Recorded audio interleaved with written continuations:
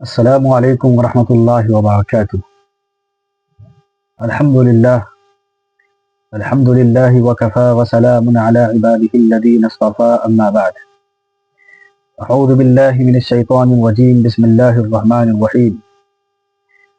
وَلَقَدْ آتَيْنَا لُقْمَانَ الْحِكْمَةَ أَنِ اشْكُرْ لِلَّهِ وَمَنْ يَشْكُرْ فَإِنَّمَا يَشْكُرُ لِنَفْسِهِ وَمَنْ كَفَرَ فَإِنَّ اللَّهَ غَنِيٌّ حَمِيدٌ۔ صدق اللہ العظیم۔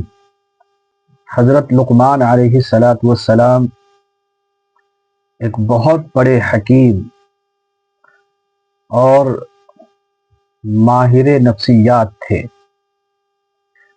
اللہ رب العالمین نے ان کی حکمت کا تذکرہ اپنے قرآن مقدس کے اندر فرمایا ہے، اور جناب رسول اللہ صلی اللہ علیہ وسلم نے ان کی حکمت کا تذکرہ احادیث مبارکہ کے اندر فرمایا ہے۔ فقہا، تابعین، تبع تابعین، اولیاء کرام اور آج تک جتنے بھی مسلمان پیدا ہوئے ہیں، ان تمام نے حضرت لقمان علیہ السلام کی حکمتوں کا تذکرہ کیا اور ان کی دانائی اور حکمت بھری باتوں کو اپنی زندگی کے اندر رچایا بسایا اور اس پر عمل کیا۔ اپنی اولاد کی تربیت کے لیے ان کے پند و نصائح کو استعمال کیا اور ان کے بتائے ہوئے نسخے جات کے مطابق زندگی گزارنے کی کوشش کی۔ بہت بڑا نام ہے حضرت لقمان علیہ السلام کا۔ آج انشاءاللہ حضرت لقمان علیہ السلام کی زندگی، ان کے پند و نصائح، ان کا قرآن میں تذکرہ اور جن اوصاف کا اللہ رب العالمین نے جن نصیحتوں کا تذکرہ اپنے قرآن مقدس میں کیا ہے، اس کو ہم جاننے کی کوشش کریں گے۔ اس کے علاوہ بزرگوں کی کتاب، تفاسیر، اس کے علاوہ تاریخی کتاب کی روشنی میں ہم حضرت لقمان کی پند و نصائح، کچھ واقعات اور ان کی بہترین باتوں کو ہم جانیں گے اور کوشش کریں گے کہ ہم کم سے کم وقت میں ان چیزوں کو جان لیں۔ لہٰذا آج کی ویڈیو بہت مختصر اور بہتر ہونے والی ہے، اس معنی گر کہ اس ویڈیو کے اندر جو بتائے جائیں گے باتیں، وہ اولاد کی تربیت کے لیے، گھروں کو بنانے کے لیے، اپنے نفس کی اصلاح کے لیے، اور اسی طریقے سے دنیا اور آخرت کی سرخروئی اور کامیابی کے لیے بہت فائدہ مند اور کارآمد ہے۔ سب سے پہلے حضرت لقمان علیہ السلام کو جان لیتے ہیں کہ یہ شخص کون تھے اور کس زمانے کے ہیں، اور ان کی زندگی کے کچھ احوالات ہمارے سامنے آ جائے۔ حضرت لقمان علیہ السلام بنی اسرائیل سے تعلق رکھتے تھے اور حضرت ایوب علیہ السلام کے بھانجے اور خالہ زاد بھائی تھے۔ اسی طریقے سے حضرت لقمان علیہ السلام کی ملاقات حضرت داؤد علیہ السلام سے بھی ہوئی، اور انہوں نے اکتساب علم بھی حاصل کیا، یعنی ان کے سامنے زانوِ تلمذ ہو کر کے کچھ سیکھا، اور حضرت داؤد علیہ السلام سے بہت زیادہ فیض حاصل کیا۔ روایتوں میں ہے کہ حضرت لقمان علیہ السلام کی عمر تقریباً 1000 سال کی تھی، بہت لمبے عرصے تک زندہ رہے، اس لیے وہ چند نبیوں کے زمانے کو پائے ہیں، جن میں سر 2 نبی تو سر فہرست ہے کہ انہوں نے ان دونوں سے علم حاصل کیا ہے۔ یہاں پر یہ بتاتا چلوں کہ حضرت لقمان علیہ السلام کے تعلق سے ایک عجیب بات کتابوں میں لکھی ہوئی ہے، اور وہ یہ کہ حضرت سعید ابن المسیب محدث ہیں اور حدیث میں ان کا بہت بڑا کارنامہ ہے۔ وہ بیان کرتے ہیں کہ دنیا کے اندر 3 شخص ایسے ہیں جن کا مقام تو بہت بڑا ہے، لیکن شکل اور صورت کے اعتبار سے نہایت کالے کلوٹے، جن کو عموماً معاشرے کے اندر اہمیت نہیں دی جاتی۔ ان میں سب سے پہلا نام حضرت بلال رضی اللہ تعالیٰ عنہ کا ہے۔ دنیا جانتی ہے کہ یہ حبشی غلام تھے اور اسلام قبول کرنے کے بعد جو ان کو عزت ملی وہ اس قدر ہے کہ ان کے مقابلے میں بڑے بڑے صحابی کا مقام بھی کم ہے۔ بہت بڑی شخصیت ہے حضرت بلال رضی اللہ تعالیٰ عنہ۔ دنیا ہی کے اندر اللہ کے نبی علیہ الصلوۃ والسلام نے ان کو جنتی ہونے کی خوشخبری اور بشارتیں دی۔ اسی طریقے سے دوسرے نمبر پر حضرت عمر رضی اللہ تعالیٰ عنہ کے ایک غلام ہے مہجع، یہ بھی صحابی رسول ہے، یہ بھی کالے کلوٹے تھے، لیکن ان کا مقام اور مرتبہ بہت بڑا تھا، اور اس سے بلند کیا ہو سکتا ہے کہ وہ صحابی رسول تھے۔ نمبر 3 پر حضرت لقمان علیہ السلام کہ ان کا چہرہ اور مکھڑا بہت زیادہ حسین اور جمیل نہیں تھا، بلکہ کالے کلوٹے اور حبشی تھے۔ ان کے اوصاف کے اندر تو یہ بھی لکھا ہوا ہے کہ ان کا قد بھی بہت اچھا نہیں تھا، اور رنگ بالکل سیاہ تھا، قد پستہ تھا، ہونٹ بھی ذرا موٹے تھے، اور ناک چپٹی تھی۔ آپ دیکھ سکتے ہیں، سمجھ سکتے ہیں کہ وہ انسان دکھنے میں کیسا لگتا ہوگا۔ لیکن حضرت لقمان کا جب نام آتا ہے تو وہاں پر حکیموں کی حکمتیں اور داناؤں کی دانائیت ختم ہو جاتی ہے، اور ہر انسان ان کو اپنا امام تصور کر لیتا ہے۔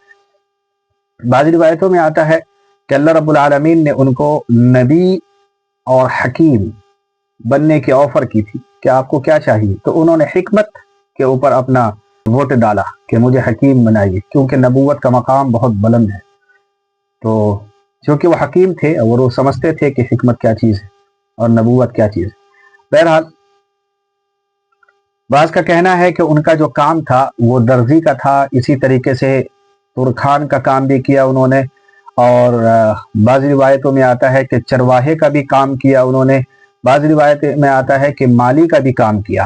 اور ان تمام کا خلاصہ اگر نکالا جائے تو چونکہ ان کی عمر ذرا لمبی تھی، اس لحاظ سے مختلف کام اور مختلف پیشے انہوں نے اپنی زندگی کے اندر اختیار کیے۔ وہ درزی کا بھی کام کیے، مالی جو باغ کے اندر جو کام کیا جاتا ہے مالی کے طور پر صفائی ستھرائی کا، انہوں نے وہ بھی کیا۔ اور ایک روایت میں ہے کہ حضرت لقمان جو ہے گھر کے سامنے جو واچ مین کا کام ہوتا ہے وہ بھی کیا۔ اسی طریقے سے مختلف پیشے اختیار کیے، اور کوئی یہ نہیں تھا کہ وہ جو ہے مسند پر بیٹھے ہوں، بادشاہت کے مقام پر ہوں، ایسا کوئی معاملہ نہیں، معمولی سے انسان تھے۔ ایک روایتوں میں آتا ہے کہ ان کو بار بار فروخت کیا جاتا تھا، یعنی ایک آدمی آتا وہ بیچ دیتا، دوسرا خریدتا، تیسرا خریدتا، اس طرح ان کی زندگی غلامیت سے زیادہ جونگی ہے، اور ہر غلام ان کے ساتھ غلامی والا معاملہ کیا ہے۔ تو یہ ان کی زندگی کے کچھ ترخ اور تیکھے روشنی ہے کہ سمجھ سکتے ہیں کہ ان کی زندگی کیسی تھی، لیکن ان کا نام دنیا کے اندر جو لیا جاتا ہے وہ کتنی اہمیت کے ساتھ ہے۔ اور اس سے بڑا مقام کیا ہوگا کہ اللہ رب العالمین نے خود قرآن مقدس میں ان کی دانائی کا تذکرہ کیا، ان کے اوصاف کا تذکرہ کیا، اور بذات خود ان کے نام سے ایک سورت کو نازل فرمایا، سورہ لقمان۔ یہ بہت بڑی بات ہے۔ قرآن میں کے اندر تقریباً 10 مقامات پر ان کے 10 نصیحتیں ذکر کی گئی، اور اس کے علاوہ بعض راوی ہیں جو کہتے ہیں کہ ہم نے ان سے قریب 10,000 کے برابر ابواب پڑھے ہیں حضرت لقمان کی حکمت کی، اتنی زیادہ ان کی دانائی اور حکمت دنیا کے اندر مشہور ہے۔ اب ہم چاہتے ہیں کہ سر دست سب سے پہلے ان کی جو حکمت بھری باتیں ہیں ان کو بھی جان لیں، اور پند و نصائح کو بھی سمجھ لیتے ہیں۔ ایک سوال جو سب سے زیادہ ہمارے ذہنوں میں آتا ہے وہ یہ کہ حضرت لقمان علیہ السلام کو حکمت و دانائی کیسے عطا ہوئی؟ اور یہ آج کا سوال نہیں ہے، یہی سوال ان کی زندگی کے اندر بھی آیا تھا کہ جب حضرت لقمان علیہ السلام ایک بھرے مجمع کے اندر خطاب کر رہے تھے، ہزاروں کا مجمع تھا، اسی درمیان میں ایک شخص آیا اور اس نے کہا کہ کیا آپ وہ نہیں ہیں جو پہاڑ کے کسی دامن میں بکریاں چراتے تھے اور آپ کے ساتھ میں بھی چرایا کرتا تھا؟ تو حضرت لقمان نے فرمایا کہ ہاں میں وہی شخص ہوں۔ ظاہر سی بات ہے، میں نے شروع میں آپ سے عرض کیا کہ ان کی زندگی کے اندر اتار جو چڑھاؤ آئے ہیں وہ کئی مراحل میں ہیں۔ کبھی تو انہوں نے مالی کا کام کیا، کبھی چرواہے کا کام کیا، اور مختلف پیشے سے اپنے آپ کو گزارتے رہے۔ تو حضرت لقمان فرماتے ہیں کہ ہاں میں وہی شخص ہوں۔ تو اس شخص نے کہا کہ پھر اچانک یہ تبدیلی کیسی کہ آپ تو چرواہے تھے، بکریاں چراتے تھے، اور آج مجمع کثیر کے اندر خطاب کر رہے ہیں، لوگ جوق در جوق مختلف مقامات سے آپ کی حکمت بڑی باتوں کو سننے کے لیے آ رہے ہیں۔ اس کی وجہ تو آپ نے اس موقع پر دو چیزیں ارشاد فرمائی۔ نمبر ایک کہ میں جھوٹ سے اجتناب کرتا ہوں، اور نمبر دو لا یعنی بات سے اجتناب کرتا ہوں۔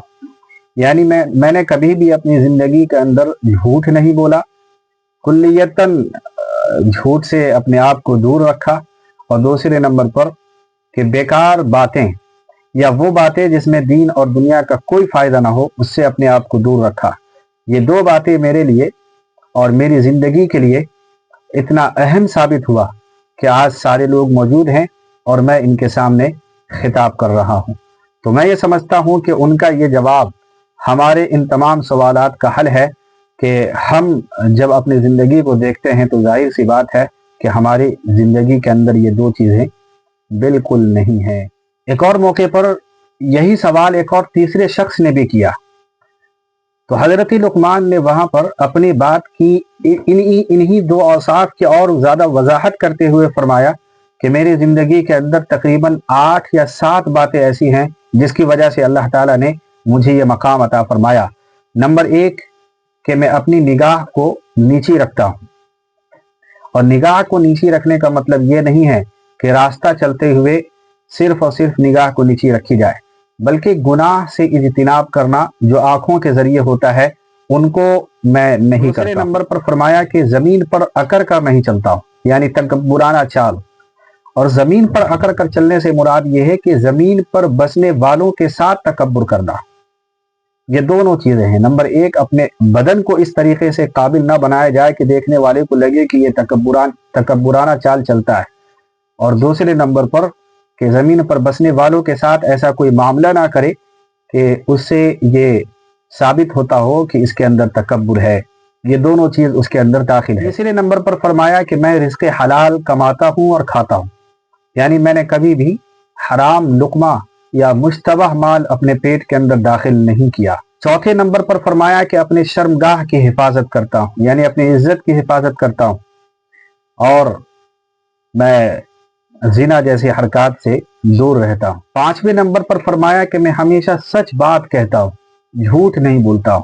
یہ پہلے والی صفت کے اندر جو پہلے شخص کو جواب دیا اس کے اندر یہ چیزیں بھی شامل۔ نمبر 6 پہ فرمایا کہ جب میں وعدہ کرتا ہوں یا مجھ سے کوئی وعدہ کیا جاتا ہے تو دونوں صورتوں میں اس کو پورا کرتا ہوں، یعنی وعدہ خلافی نہیں کرتا۔ آگے فرمایا کہ اگر کوئی مہمان آ جائے تو اس کا اکرام کرتا ہوں، یعنی مہمان نوازی کرنا یہ میرا مشغلہ ہے۔ آگے فرمایا کہ پڑوسیوں کو اس کا حق دینے میں پہل کرتا ہوں، یعنی پڑوسی مجھ سے خوش ہیں۔ اور آگے فرمایا جو پہلے سائل کو جواب دیا تھا کہ فضول اور لا یعنی باتوں سے میں اجتناب کرتا ہوں۔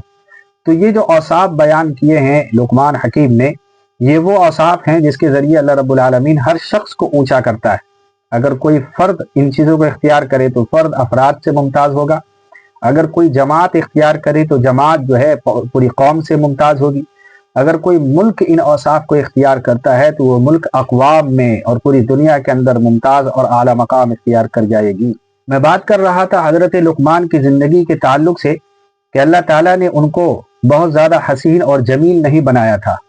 ایک واقعہ یاد آیا کہ حضرت لقمان کو ایک شخص نے حقارت کی نگاہ سے دیکھا، اور ایسی نگاہ سے دیکھا کہ ایک انسان جب کسی اپنے سے چھوٹوں کو دیکھتا ہے یا راستے چلتے ہوئے انسان کو دیکھتا ہے جس کی عزت اور جس کا مقام دنیا کے اندر کچھ نہیں ہوتا، تو کس طریقے سے عام طور پر جو ہمارے ذہن کے اندر ہے وہی معاملہ تھا۔ اس بنیاد پر حضرت لقمان اس کے پاس گئے اور فرمایا کہ آپ جو مجھے حقارت کی نگاہ سے دیکھ رہے ہیں، یا تو آپ میرے جسم کو حقارت سے دیکھ رہے ہوں گے یا میرے ہونٹ کو حقارت سے دیکھ رہے ہوں گے، یعنی ان کا ہونٹ بہت زیادہ موٹا تھا اور ان کا جسم کالا تھا، تو یہی دو صورت ہوگی۔ تو فرمایا اگر میرے ہونٹ کو حقارت کی نگاہ سے دیکھتے ہیں تو میرا ہونٹ یقیناً جاذب نظر نہیں ہے، یعنی عمدہ نہیں ہے، لیکن میرے ہونٹ سے ہمیشہ نرم اور نازک کام جو ہے ہوتے ہیں، یعنی کبھی بھی کسی کو تکلیف نہیں ہوتی یا مجھے کوئی تکلیف نہیں ہوتی میرے ہونٹ سے۔ اور رہی میرا جسم، تو جسم اوپر سے ضرور سیاہ ہے لیکن اندر سے چمکدار اور روشن ہے۔ وہ شخص ان کی اس پیاری بھری الفاظ کو سن کر کے شرمندہ ہوا اور آگے چلتا بنا۔ ان کی حکمت کی باتوں میں ایک واقعہ یہ بھی لکھا ہوا ہے کہ ایک موقع پر حضرت داؤد علیہ السلام کے پاس وہ کچھ علم سیکھنے کے لیے تشریف لائے۔ جب حضرت داؤد کے پاس پہنچے تو اس موقع پر حضرت داؤد علیہ السلام لوہے کی زرہیں بنا رہے تھے۔ دنیا جانتی ہے کہ اللہ تعالیٰ نے معجزاتی طور پر حضرت داؤد کو وہ چیزیں عطا فرمائی تھی جو دنیا میں کسی انسان اور نہ کسی نبی کو عطا فرمایا۔ مثلا لوہے کے سخت چیز ہاتھ سے نہیں کچھ کیا جا سکتا ہے، لیکن یہ کمال حضرت داؤد میں تھا کہ وہ سخت اور موٹی چیزوں کو بھی موم کی طرح نرم کر کے زرہیں بنا لیا کرتے تھے، دیگر اوزار بنا لیا کرتے تھے، دیگر کام کر لیا کرتے تھے۔ جب حضرت لقمان پہنچے تو اس موقع پر حضرت داؤد جو ہے زرہیں بنا رہے تھے، یعنی جنگی لباس جو ہوتا ہے، جنگ کے میدان میں جو پہنا جاتا ہے وہ لباس بنا رہے تھے۔ کچھ ہی منٹ کے بعد وہ لباس بن کے تیار ہوا اور حضرت لقمان کہتے ہیں کہ میں جب وہ کام کر رہے تھے تو حکمت یہ تھی کہ آپ خاموشی کے ساتھ، چونکہ آپ شاگرد ہیں اور سیکھنے جا رہے ہیں تو زیادہ سوال نہ کریں، تو ایک کونے میں بیٹھ گئے۔ ان کا کام ہوا اور کام ہونے کے بعد حضرت داؤد نے وہ زرہ اپنے اوپر پہنا اور پہننے کے بعد کہا کہ کیا خوب زرہ ہے، کتنا اچھا بنا ہے، یعنی تعریف کی۔ تو حضرت لقمان پھر بول پڑے کہ خاموش رہنا دانائی ہے۔ یہ جو جملہ ارشاد فرمایا حضرت داؤد کے سامنے، یہ پہلا جملہ تھا جب حضرت لقمان نے فرمایا کہ خاموش رہنا عقل مندی ہے۔ یعنی جب ایک انسان، لڑائی کب ہوتی ہے، جھگڑے کب ہوتے ہیں؟ جب انسان آپس میں بولتا ہے۔ جب بولیں گے نہیں تو جھگڑے نہیں ہوں گے، جھگڑے نہیں ہوں گے تو زیرہ نہیں بنے گا، لباس نہیں بنے گی، تو اتنا کرنے کی کیا ضرورت ہے، خاموش رہا جائے۔ تو حضرت داؤد نے فرمایا کہ جس نے بھی تمہارا نام حکیم رکھا ہے اس نے بہت پرفیکٹ نام رکھا ہے، آپ حکیم ہیں۔ تو یہ حکمت حضرت لقمان کو اللہ تعالیٰ نے عطا فرمایا تھا۔ اور میں چاہتا ہوں کہ قرآن مقدس کے اندر جو حضرت لقمان کے علیہ السلام کے تعلق سے باتیں آئی ہیں اس کو بھی جان لیتے ہیں، ان کی نصیحتیں اور ان کے پند و نصائح کو بھی جان لیتے ہیں۔ حضرت لقمان علیہ السلام کے نام کے ساتھ اللہ تعالیٰ نے ایک سورت کو نازل فرمائی، اس میں چند آیتیں حضرت لقمان کے لیے مختص کیا، اور حضرت لقمان کی ترتیب وار جو نصیحتیں ہیں، جو زندگی کے لیے، اولاد کے لیے اور دین اور دنیا کے لیے، تمام چیزوں کے لیے مستعمل ہے، اس کو نقل فرمائے۔ سب سے پہلے آیت کے اندر حضرت لقمان فرماتے ہیں یا بنی لا تشرک باللہ ان الشرک لظلم عظیم۔ یہ اپنے بیٹے کو نصیحت کر رہے ہیں، یہ عقیدے سے تعلق رکھتا ہے۔ پہلی اور دوسری وصیت اور نصیحت یہ عقیدے سے تعلق رکھتی ہے۔ لا تشرک باللہ، اللہ کے ساتھ کسی کو شریک مت کرو، بے شک شرک بہت بڑا ظلم ہے، یعنی اللہ ایک ہے، تنہا ہے، اس کے ساتھ کسی کو شریک نہیں کرنا ہے۔ دوسرے نمبر پر آپ نے فرمایا کہ دنیا کا چاہے تم کوئی بھی کام ہو یا کوئی بھی عمل ہو، یعنی کوئی بھی چیز ہو، رائی کے دانے کے برابر بھی اگر کوئی چیز ہو اور وہ پہاڑوں کے اندر ہو یا آسمان کے اندر ہو یا زمین کے اندر ہو، کہیں پر بھی ہو، اللہ تعالیٰ اس کو ضرور بھی ضرور حاضر کرے گا قیامت کے دن، اور اللہ تعالیٰ جو ہے باریک بھی ہیں۔ تو یہ جو دو نصیحتیں اور وصیتیں ہیں یہ عقائد سے تعلق رکھتی ہے۔ آگے تیسری نصیحت اصلاح قلب سے تعلق رکھتی ہے، اصلاح عمل سے تعلق رکھتی ہے، اور فرمایا کہ نماز قائم کرو۔ اپنے لڑکے کو فرمایا کہ نماز قائم کرو، اس کا تعلق اصلاح عمل سے ہے، یعنی عمل میں سب سے بڑا مقام نماز کا ہے، تو فرمایا کہ نماز کو کبھی مت چھوڑنا۔ چوتھی نصیحت جو حضرت لقمان کی ہے وہ اصلاح خلق سے ہے، مخلوق کی خدمت سے تعلق رکھتی ہے، اور وہ یہ ہے کہ آپ نے فرمایا نیکی کا حکم کرو، برائی سے روکو اور برائی سے رکو۔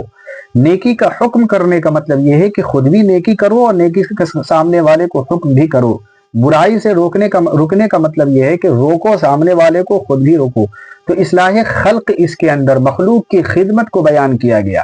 تو چوتھی نصیحت میں لوگوں کے تعلق سے ہے کہ تم بندوں کے ساتھ، انسانیت کے ساتھ کیسے پیش آنا ہے، یعنی نیکی کرنے کا حکم کرنا ہے اور برائی سے खुद भी रुकना है और दूसरों को भी रोकना है। पांचवी नसीहत आदाब मुआशरत से है, यानी फैमिली सिस्टम को बनाने से है और मुआशरे को बनाने से है। मखलूक जहां पर आप जिंदगी गुजार रहे हैं वहां पर आप कैसे रहेंगे उससे ताल्लुक रखता है। और फरमाया कि लोगों के सामने अपने रुखसार को मत भुलाओ, यानी अपने चेहरे को इस कदर मत बनाओ कि लोग तुम्हें मुतनफ्फिर करें और लोग तुमसे नफरत करें, बल्कि हंसमुख चेहरा, हशास बशास रहा करो लोगों के सामने, ताकि लोग तुम्हारी तरफ माइल हो, करीब हो, लोग तुमसे दूर न भागे। तो ये जो पांचवी नसीहत है ये इस्लाहे मुआशरा के तौर पर है कि इस्लाहे मुआशरा कैसे होगा। वो इस बुनियाद पर होगा कि सबसे पहले आप होलिया और आप अपना जिस्म इस काबिल बनाओ कि लोग तुम्हारे पास आएं। और इसी के साथ साथ है कि जमीन पर इतरा कर मत चलो और अकड़ करके मत चलो, यानी जमीन पर इस कदर मत चलो कि तुम्हें लोग कहें कि ये तो मुतासिब है और ये तो तकब्बुर वाला शख्स है, इसके अंदर गुरूर और घमंड है, तो लोग तुमसे दूर होंगे। बल्कि जब तुम मुआशरे में, मखलूक में, फैमिली सिस्टम के अंदर हो, अपने अहल वयाल के पास हो, तो इस कदर आप नरम लहजे के साथ बात करो और नरम रवैये के साथ रहो कि लोग कहें कि हाँ इंसान अच्छा है, ताकि ये मुआशरा हमारा जो है मजबूत और बेहतर हो सके।